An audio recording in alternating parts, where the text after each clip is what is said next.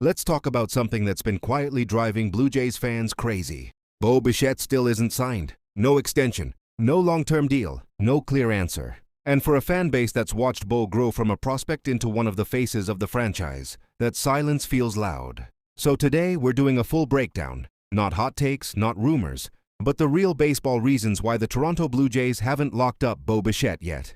This isn't about disrespect. It's not about drama. And it's definitely not just about money. This is about leverage, timing, risk, and how modern MLB front offices actually think. Who Bo Bichette is to Toronto. Bo Bichette isn't just another player. He's a homegrown star, a consistent middle-of-the-order hitter, a fan favorite, and for years, part of the core Toronto believed could win a World Series. When people think of the Blue Jays of this era, they think of Bo. That's exactly why the lack of a deal feels confusing. Teams usually try to lock up players like this early, or at least make a strong push. So if both sides want a deal, why hasn't it happened? Bo Bichette holds leverage. The most important thing to understand is this. Bo Bichette does not need to rush. From his perspective, waiting makes sense. Elite shortstops who can hit get paid massive money on the open market. If Bo stays healthy and produces at his normal level, his value only goes up. Every strong season adds leverage. Every healthy year increases security. Every comparable contract signed around the league raises his price.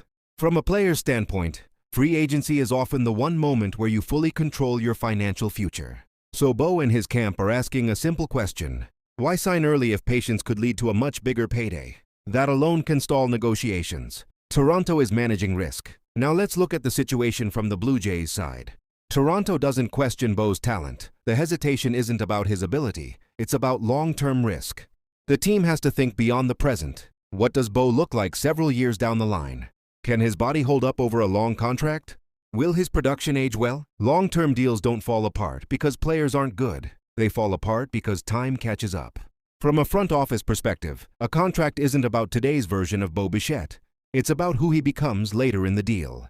And if there's uncertainty, teams slow down. That doesn't mean they don't want him. It means they want protections, flexibility, or a structure Bo might not be willing to accept. Defensive and positional questions. This is a topic fans don't always love discussing, but it matters.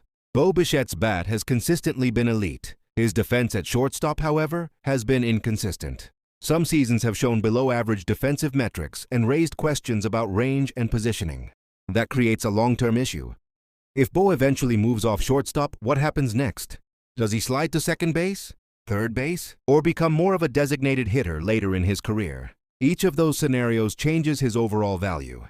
From Toronto's perspective, there's a real question being asked. Are we paying premium shortstop money for a player who may not remain at shortstop long-term? That question alone can slow negotiations. Payroll reality. Another hard truth is that the Blue Jays don't have unlimited payroll flexibility. Yes, they're a big market team. Yes, they've spent aggressively in recent years. But every long-term deal affects future decisions. Money committed to Bo is money not available for pitching depth, bullpen upgrades, future extensions, mid-season adjustments. Front offices don't operate emotionally. They operate in layers and projections. Toronto has to consider whether committing a large portion of their payroll to one player makes sense for the entire roster, not just for one star. If that answer isn't crystal clear, negotiations slow down. Timing is strategy. One of the most misunderstood parts of baseball negotiations is timing. Waiting doesn't mean nothing is happening. Waiting is strategy. For Bo, waiting allows the market to define his value. For Toronto, waiting prevents them from bidding against themselves. It also gives the team flexibility to adjust plans if new opportunities emerge. Right now, neither side feels pressured to move first. And when that happens, talks often pause. The market could change everything. All it takes is one aggressive offer from another team to change the entire situation. Once multiple teams show real interest, the dynamic shifts. Prices rise, terms improve, leverage moves to the player. Toronto knows this, which is why they may be hesitant to let things drift too far. At the same time, Bo's camp understands that one strong outside offer can reset negotiations entirely. That tension keeps both sides cautious. What this is not about. Let's clear up a few misconceptions. This is not about a lack of respect. It's not about personal conflict. It's not a sign the Blue Jays don't value Bo Bichette. And it's not a hidden rebuild. This is business, calculated, patient, and often uncomfortable for fans. Players think about security. Teams think about risk. That gap explains almost everything. How this likely ends. There are only a few realistic outcomes. One possibility is a compromise, a major contract that works for both sides, perhaps shorter or creatively structured. Another is Bo fully testing the market and landing a massive deal elsewhere. Or this drags on longer than fans expect, with a decision coming much later than anticipated. None of these outcomes mean failure. They simply reflect how modern Major League Baseball works. Closing. So why haven't the Toronto Blue Jays signed Bo Bichette yet?